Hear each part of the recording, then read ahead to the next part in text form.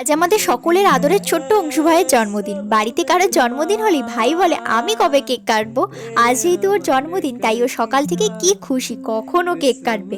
সকালবেলায় বাজার থেকে মাছ আনা হয়ে গেছে, কারণ আজ সমস্ত মাছের আইটেমই হবে।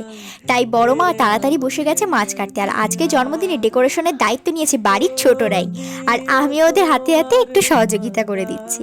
ওদিকে মায়েদের রান্না কমপ্লিট, এবার সবাই মিলে কেক কাটা হবে। ও সকাল থেকে একটাই আবদার করেছে যে আমার কেক আমি একাই কাটবো, কেউ যেন আমার কেকে হাত না দেয়। এই যে এখানে কেক কাটা হয়ে গেছে, সবাই মিলে ওকে একটু করে কেক খাইয়ে এক এক করে গিফটগুলো দিলাম।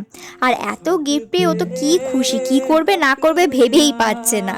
দেন দুপুরে সমস্ত মাছের আইটেম রান্না হলেও ও কিন্তু ডিম খেতেই বেশি ভালোবাসে। আর ওকে পায়েস দেওয়া হয়নি, কারণ এটা ছিল ওর 4 বছরের জন্মদিন। সো আজকের দিনটা তো আমরা এইভাবেই কাটালাম। দেখা হচ্ছে অন্য একটা ভিডিওতে খুব তাড়াতাড়ি।